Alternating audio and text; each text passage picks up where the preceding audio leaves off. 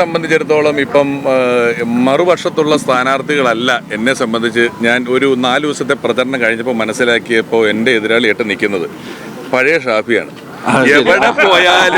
എവിടെ പോയാലും തൊട്ട് കാണിക്കാവുന്ന ഈ റോഡിന് കല്ലിട്ടത് ഷാഫിയാണ്, ആ ലൈറ്റ് വെച്ച ഷാഫിയാണ്, ഈ കോളേജ് അങ്ങനെ ഇവിടെ ശ്രീകണ്ഠേട്ടൻ. സത്യം പറഞ്ഞാൽ ഇത്തവണ UDF ജയിക്കരുതെന്ന് BJP ആഗ്രഹിക്കുന്നുണ്ടാവും. കാരണം UDFനാണ് ജയസാധ്യത എന്ന് അവർക്ക് നന്നായിട്ട് അറിയാം. അപ്പോൾ അത്തരത്തിലുള്ള കാര്യങ്ങൾ. പക്ഷെ ഞങ്ങൾക്കൊരു ഡീലുണ്ട്. ഞങ്ങളുടെ ഡീല് ജനങ്ങളുമായിട്ടാണ്. ആ ഡീല് ഞങ്ങൾ ഉറപ്പിച്ചിട്ടുണ്ട്. ഇവരുടെ ഈ ഡീലുകളെ അവരുടെ പ്രവർത്തകർ തന്നെ തകർക്കും. കാരണം അവർക്കൊന്നും ഉൾക്കൊള്ളാൻ കഴിയാത്ത ധാരണകളാണ് അവരുടെ നേതൃത്വത്തിലിരിക്കുന്നവർ ഉണ്ടാക്കുന്നത്. അതതിൻ്റെ താഴെത്തട്ടിലുള്ളവർ അതേപടി ഏറ്റുപിടിക്കാനൊന്നും പോകുന്നില്ല. ജനങ്ങളും അവരുടെ പ്രവർത്തകർക്ക് പോലും അംഗീകരിക്കാൻ കഴിയാത്ത ഡീലുകളാണ്. പാലക്കാടിനെ സംബന്ധിച്ചിടത്തോളം രമേശ് പിഷാരടി അദ്ദേഹം ഇവിടെ വന്നിറങ്ങിയിട്ട് അദ്ദേഹം വളരെ പെട്ടെന്ന് തന്നെ ഒരു ഡീല് സ്ട്രൈക്ക് ചെയ്തിട്ടുണ്ട്. അത് പാലക്കാട്ടെ ജനങ്ങളുമായിട്ടാണ്. ആ ഡീൽ ഇവിടെ വിജയിക്കും. ജനങ്ങളും രമേശ് പിഷാരടിയും UDFും തമ്മിലുള്ള ഡീൽ ഇവിടെ വിജയിക്കും.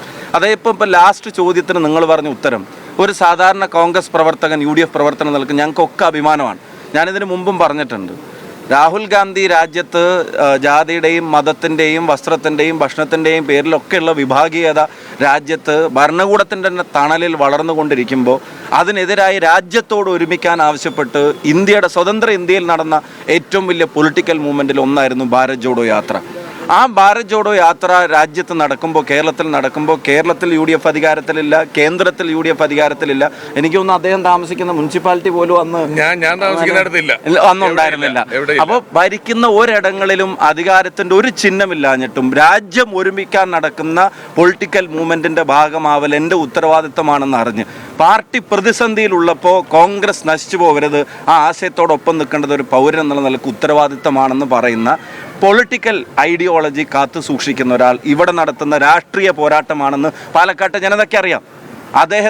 അദ്ദേഹം തന്നെ സൂചിപ്പിച്ചതുപോലെ അദ്ദേഹത്തിൻ്റെ ഒരു പ്രൊഫഷൻ്റെ പേരിൽ മാത്രമല്ല, അദ്ദേഹത്തിൻ്റെ പൊളിറ്റിക്സിൻ്റെ പേരിൽ കൂടിയാണ് അദ്ദേഹത്തെ സ്ഥാനാർത്ഥിയാക്കിയിട്ടുള്ളത്. അത് ആർജവത്തോടെ പറയുന്ന ഒരാൾ പാലക്കാടിൻ്റെ ശബ്ദമാവും. പാലക്കാടിൻ്റെ എല്ലാ സമൂഹങ്ങളെയും ചേർത്ത് പിടിക്കും. ഒരു വിഭാഗീയ അജണ്ടക്കും പാലക്കാട് തങ്ങളുടെ ഇടം വിട്ടുകൊടുക്കില്ല എന്നുള്ളത് ഇതിനു മുമ്പ് നമ്മൾ കണ്ടതാണ്. അതിനെ തകർക്കാൻ ശ്രമിക്കുന്ന ഒരു ഡീലിനെയും ജനങ്ങൾ അംഗീകരിക്കില്ല. ജനങ്ങളുമായിട്ടുള്ള UDFൻ്റെ ഡീല്, ഞങ്ങളുടെ സ്ഥാനാർത്ഥിയുടെ ഡീല്, അതായിരിക്കും ഇവിടെ വിജയിക്കാൻ പോകുന്നത്. ഷാഫി കഴിഞ്ഞ തെരഞ്ഞെടുപ്പിലെല്ലാം ജയിച്ചത് CPM കോൺഗ്രസ് ഡീലിൻ്റെ ഭാഗമായിട്ടാണ്. എന്നല്ല, ഞങ്ങൾ പറഞ്ഞില്ല, ഞങ്ങൾ ജയിക്കുന്നത് ജനങ്ങളുമായിട്ടുള്ള ഡീലിൻ്റെ ഭാഗമായിട്ടാണ്. CPM ഇപ്പോൾ കഴിഞ്ഞ തെരഞ്ഞെടുപ്പിലൊക്കെ എനിക്കെതിരെ ഉൾപ്പെടെ പറഞ്ഞത് നിങ്ങൾക്ക് എല്ലാവർക്കും അറിയാം. അത് ഇവിടുത്തെ ജനങ്ങൾക്കറിയാം ആരാണ് ജയിക്കേണ്ടതെന്ന്. അവർക്ക് കൃത്യമായിട്ടുള്ള രാഷ്ട്രീയ ധാരണയുണ്ട്. ഇവിടെ മത്സരം ആരൊക്കെ തമ്മിലാണ്, അതിലാരാണ് ജയിക്കേണ്ടത് എന്നുള്ളത് ഇവിടുത്തെ ജനങ്ങൾക്കറിയാം. ജനങ്ങളുമായിട്ടല്ലാതെ വേറൊരു ഡീലും ഞങ്ങൾ ഉണ്ടാക്കിയിട്ടില്ല. കേരളത്തിൽ മൊത്തത്തിൽ എന്തെങ്കിലും ഡീൽ നടക്കുന്നുണ്ടോ ഈ കോൺഗ്രസ്? മൊത്തത്തിൽ ജനങ്ങളുമായിട്ട് ഞങ്ങൾ ഡീൽ ഉണ്ടാക്കിയിട്ടുണ്ട്. ഞങ്ങൾ ഇത്തവണ അധികാരത്തിൽ വരും.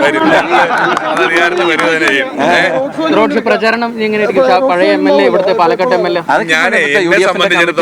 എന്നെ സംബന്ധിച്ചിടത്തോളം ഇപ്പം മറുപക്ഷത്തുള്ള സ്ഥാനാർത്ഥികളല്ല എന്നെ സംബന്ധിച്ച് ഞാൻ ഒരു 4 ദിവസത്തെ പ്രചരണം കഴിഞ്ഞപ്പോൾ മനസ്സിലാക്കിയപ്പോൾ എൻ്റെ എതിരാളിയായിട്ട് നിൽക്കുന്നത് പഴയ ഷാഫിയാണ്.